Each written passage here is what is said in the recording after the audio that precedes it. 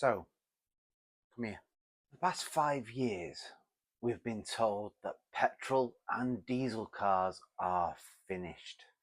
2030, 2035, end of the road. Game over. Us petrol heads have had our fun. There is going to be no more.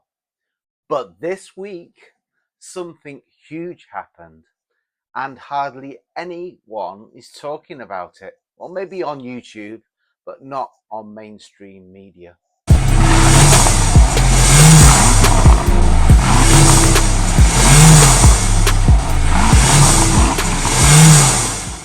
Governments are quietly backing away. Car makers are pushing back, and drivers are sort of, well, how should we say it, not buying the EVs.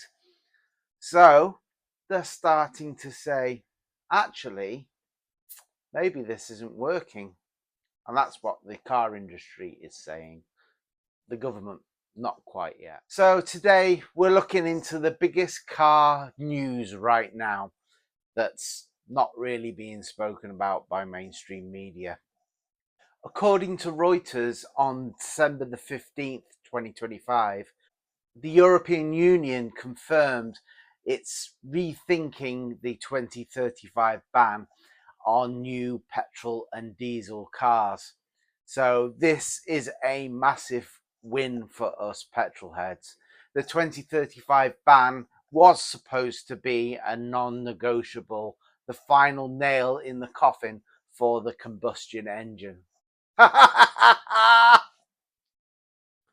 Reuters reports the EU is now under heavy pressure from the car manufacturers and member states like Germany and Italy.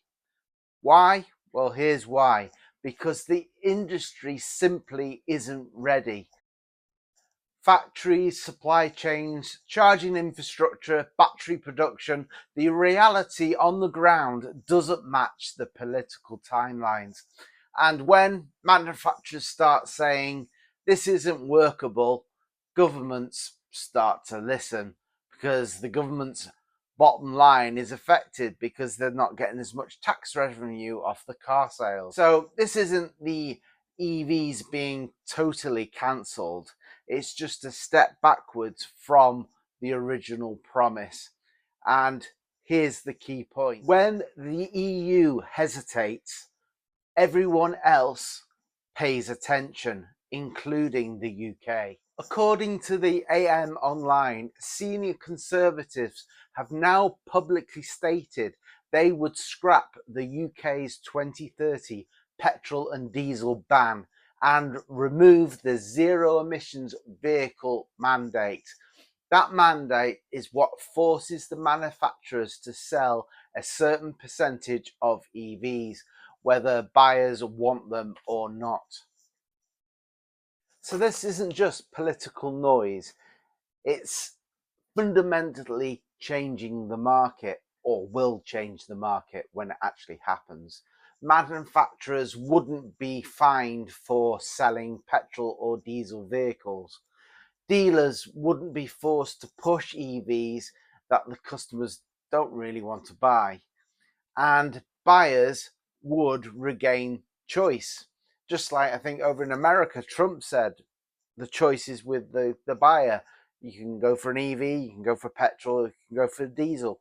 The choice is ours because it's our money buying the vehicles. So whether you agree with this or disagree for your own reasons, whether it be politically, environmentally, this tells us something important. The original plan is wobbling. Even governments that created these deadlines are now hedging their bets. The Telegraph reports petrol and hybrid interest is stabilizing, even increasing. This doesn't mean EVs are dead. It means the public isn't ready to be forced down that route. And when buyers push back, markets respond eventually when it sinks in. Now, according to a study reported by Yahoo News, used Teslas are now ranking among the least reliable used cars. Now, that study is debated and context matters, but perception matters more. At the same time, Reuters reports Tesla's UK sales fell in November. Again, not a collapse, but it's a signal. When the biggest EV brand starts wobbling, it raises questions about the wider market. Is this a transition problem, or is the hype fading quicker than we expected? So, putting all this together, a pattern is starting to appear. Governments are retreating, manufacturers are pushing back, and drivers are hesitating buying.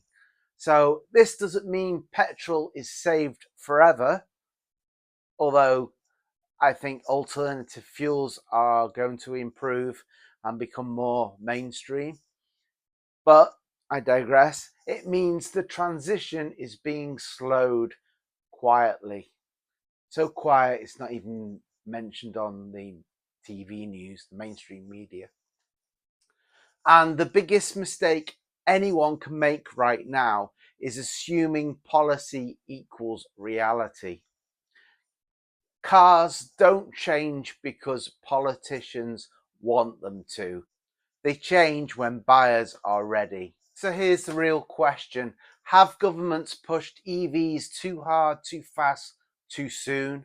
Or should petrol and diesel have been phased out naturally without bans? Let me know in the comments what your thoughts are. I will reply back to you. And please, a lot of my viewers aren't subscribers, so help me build the channel and subscribe, share the video and like the content. And I'll see you in the next video. Thanks for watching. Bye for now.